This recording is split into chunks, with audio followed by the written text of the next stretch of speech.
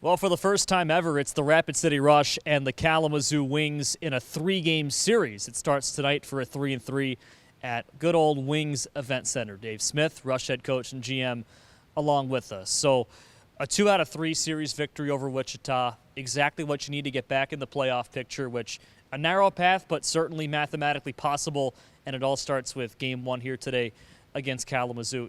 Just quickly for Wichita, a couple of one-goal wins and a one-goal loss. You score late. Ryan Chizowski wins the game with 3 or so minutes to go. Back on Saturday on Rush Fights Cancer Night, overall a pretty good series with 2 one-goal wins that you pull out on Thursday and Saturday.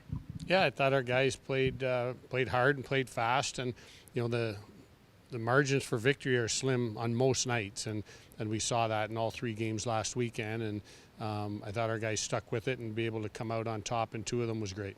What's the formula for this team? They've had decent success in one-goal games. Not too many of those lately, but it was all one-goal games in that series. What's the formula for this team to win a close game like that, with Wichita being, a very similarly minded offensive team? Well, it's trust. I think you've got to trust that pucks are going to get out, pucks are going to get in. You trust that you've got a good high forward in the offensive zone, and you trust that offensively you're going to stick with the plan. Like, keep taking pucks to the net, keep defending hard so you can get the puck back, and good things happen when you're just consistent. Ryan Chizowski, I know we all missed him, but he began the series scoring 13 seconds in and ended the series scoring his go-ahead tip-in on Saturday. I know it probably wasn't expected that the Rush would not win a game when he was gone, but they win 2 as soon as he gets back. What did his impact on the lineup mean for you guys, getting him and Olsen back together, and just immediately it shows on the box score?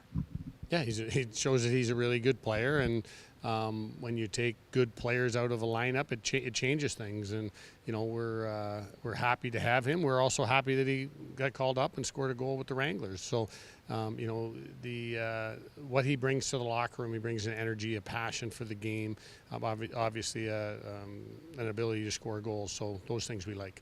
This is college signing season as well, and you're probably not done, but 2 of the guys that you signed last week got their first pro points. Zachary Giroux, 2 assists. Braden Burney, 1 goal, 1 assist. To see that happen, getting into a pro game after playing Canadian college for so long, or in Burney's case, American college at Fairbanks, what's that moment like, just to see you bring the guy in and they produce right away and score a really big goal and have a couple of important assists? Yeah, I thought their line played really well with Buehler in the middle, and it's exciting for me to see their transition. They come in, they're wide-eyed, and then you see how they're accepted with the guys in the room, and then you feel that excitement on the bench when the other guys are happy for Braden or Zach or whoever gets those new points. Those are exciting moments, and they're both high-character individuals that will compete and can think and play at a high level, so it's nice to see. What do you recall about your transition from the college game? How similar, how different, and just getting off to a good start professionally? I think we had black and white film back then is what I remember. Mine was at the start of the year. So I didn't know what these guys know. With the internet now, which sounds crazy saying that, right? But they see goals, they see hockey all the time, and it was just different then. I was going to a place in Fort Wayne that I didn't even know where it was. I didn't know who they played. I didn't know anything about it. I didn't know the rosters. I didn't know anything. These guys are so much more well-informed physically, mentally, geographically than I was back then.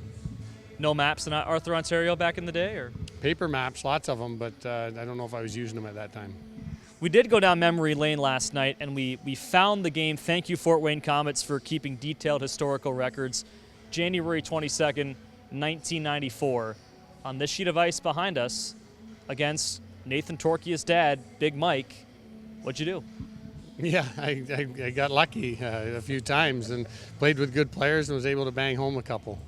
More than a couple. You had a hat trick in that game. We knew it was possible because your wife, Susan, who's going to be here this weekend, told us that. We actually found the proof, and going through all your old line mates was pretty cool as well. Well, I look back as a fan. Like, I look back and, man, I was fortunate to play with a guy like Doug Wickenheiser, and I ask our guys, they don't even know who he is. He's #1 overall draft pick in the NHL. and then just some good friends and friendships, and it's just fun to look back and reminisce a little bit. You don't remember the names, but you were kind enough to go through some of them with me. Well, you knew them all. You look back on this ice, you step on the ice for the first time in, I don't know, 30 years, and the short corners were the exact same as they were when you played. Yeah, there's a lot of memories in this building, not just for me, but for the hockey fans. Some really talented hockey players came through here. Ken Hitchcock was coaching for the K-Wings back when I first came into the league, and there's a lot of hockey history in a good hockey town. What's it like playing and coaching? I know this wasn't an old barn back then. It was 1974 built, but it'll be moved next year. The K-Wings will in 27-28 to a $500 million facility.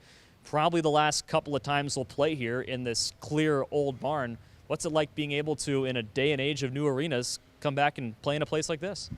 You know, to me, there's history in here. There's character. There's tradition. We all get used to nice and bigger spaces, cleaner spaces, newer spaces, but there's something special coming in these older buildings that, the history, the seats, the stories, go with the building.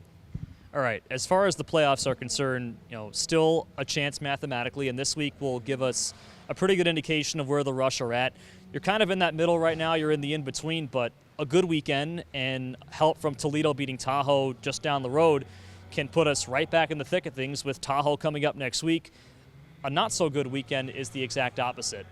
Where do you guys sit, and how much are you evaluating how everything goes and how that'll shake up how you manage your roster in the near future?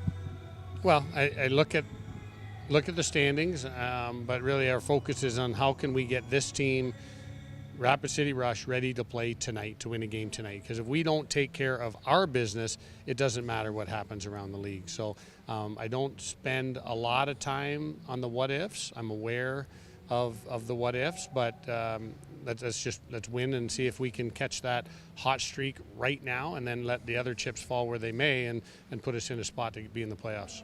Okay, so how do you do it? Kalamazoo's a very similar team numerically.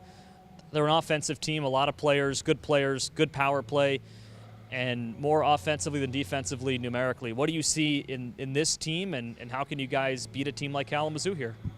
Well, we've got to be Rapid City. We've got to do what we do well. We need to play fast. We need to play hard. We've got to stay in attack mode, and we've got to defend. I mean, our challenges come if we don't play physical in all three zones, if we don't run into guys and defend, then it's hard to outscore teams. And when you have a team that likes offense like they do, we're going to have to defend. Thanks, Dave. Thank you.